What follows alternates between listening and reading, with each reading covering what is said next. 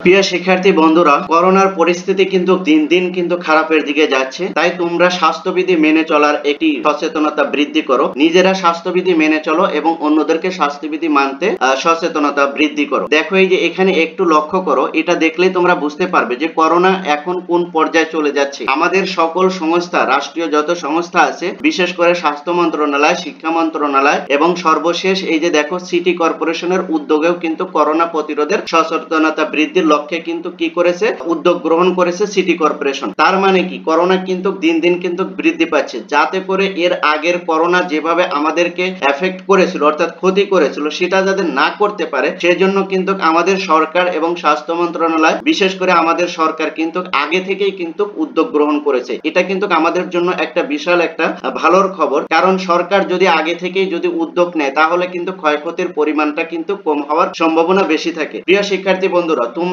যারা করোনা সম্পর্কে এখনো অজ্ঞাত রয়েছো বা করোনা সম্পর্কে এখনো তোমাদের কনসেপ্টটা ক্লিয়ার না, তাদের জন্য বলছি তোমরা বেশি বেশি করে কি করো, হাত সাবান দিয়ে পরিষ্কার করো। হাত মুখ পরিষ্কার না করে তোমরা অপরিষ্কার হাত দিয়ে চোখ কান এগুলো স্পর্শ করবে না। আর বেশি লোকালয়ে যাওয়া থেকে বন্ধ রাখো, অর্থাৎ তোমাদের বেশি বেশি ফ্রেন্ড সার্কেলের সাথে মেশা থেকে একটু দূরত্ব থাকো। আর যাদের এই মুহূর্তে যাদের ঠান্ডা কাশি নিয়ে সমস্যা হচ্ছে, দ্রুত ডাক্তারের কাছে গিয়ে চিকিৎসা নিতে হবে। বিশেষ করে শিক্ষার্থী বন্ধুরা, বিশেষ করে কোমলমতি প্রিয় শিক্ষার্থী বন্ধুরা, তোমরা নিজেরা সচেতন হও, তোমাদের ফ্যামিলিতে সচেতনতা বৃদ্ধি করো। আর এই করোনা প্রতিরোধের জন্য কি কি করা দরকার সে বিষয়ে নিজেরা সচেতন হও এবং তোমাদের ফ্যামিলিদেরকেও সচেতনতা বৃদ্ধি করো। দেখো এই যে এখানে একটু খেয়াল করো যে করোনা যে বৃদ্ধি পাচ্ছে তার কিন্তু একটা নমুনা এখানে দেখা যাচ্ছে। সিটি কর্পোরেশন কিন্তু অলরেডি কিন্তু করোনার জন্য সচেতনতা বৃদ্ধির জন্য কিন্তু বিভিন্ন উদ্যোগ গ্রহণ করেছে। এই যে এইদিকে একটু তাকাও প্রিয় শিক্ষার্থী বন্ধুরা, এই যে এদিকে একটু দেখো, মশক নিধনে জনবল ঘাটতি পূরণের নিয়োগ প্রক্রিয়ায় অব্যাহত রাখা সহ ডেঙ্গু ও করোনা রোধে জন্য সচেতনতা বৃদ্ধির সিদ্ধান্ত নিয়েছে ঢাকা দক্ষিণ সিটি কর্পোরেশন ডিএসসিসি। এই ধারাবাহিকতায় মাঠে নামবে সংস্থাটি।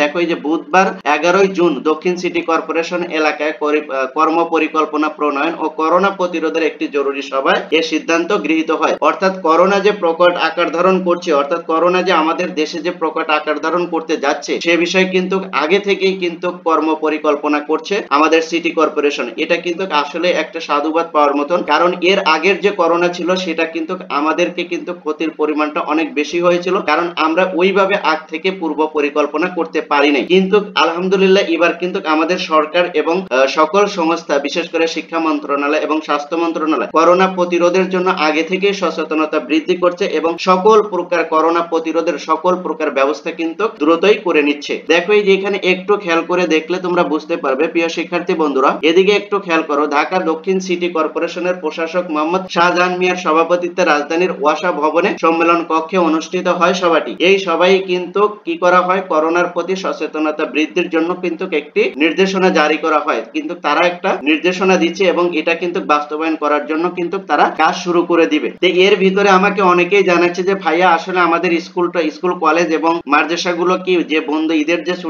ছুটি রয়েছে এরপরে কি এটা কি আরো বৃদ্ধি করবে কিনা। না, এ বিষয়ে এখনো কোনো স্বাস্থ্য মন্ত্রণালয় থেকে এবং শিক্ষা মন্ত্রণালয় থেকে কোনো নির্দেশনা আসে নাই। যদি স্বাস্থ্য মন্ত্রণালয় যদি মনে করে যে পরিস্থিতি খারাপের দিকে যাচ্ছে বা স্কুল কলেজ মাদ্রাসা খোলা রাখলে ছাত্রছাত্রীদের দ্বারা করোনা আরো বেড়ে যেতে পারে বা এর প্রকট আকার ধারণ করতে পারে, তখন কিন্তু স্বাস্থ্য মন্ত্রণালয় কিন্তু শিক্ষা মন্ত্রণালয়কে নির্দেশ দিবে, যথাযথ মোতাবেক এটা তারা ঘোষণা করবে। অর্থাৎ স্বাস্থ্য মন্ত্রণালয় থেকে নির্দেশনা দিয়েছে যেটা করোনা সচেতনতা বৃদ্ধির জন্য, সেটা কিন্তু অলরেডি কিন্তু স্বাস্থ্য মন্ত্রণালয়ের নিয়ম অনুযায়ী কিন্তু শিক্ষা মন্ত্রণালয় কিন্তু সেটা কিন্তু সকল শিক্ষা প্রতিষ্ঠানে এগুলো মেনে চলার কিন্তু নির্দেশনা দিয়ে দিয়েছে। তাই আপাতত কোনো ক্লাস বন্ধের কোনো নির্দেশনা এখনো আসেনি। আর এই নির্দেশনা আসলেই কিন্তু আমি সাথে সাথে তোমাদের সাথে শেয়ার করব বিষয়টা। আর এর জন্য অবশ্যই চ্যানেলটি সাবস্ক্রাইব করে রাখতে হবে, আর এই ভিডিওগুলো লাইক করতে হবে, কমেন্ট করতে হবে এবং তোমাদের ফ্রেন্ড সার্কেলের ভিতরে বেশি বেশি করে শেয়ার করে দিয়ে তাদেরকেও দেখার সুযোগ করে দিতে হবে। Thank you so much. আল্লাহ হাফেজ।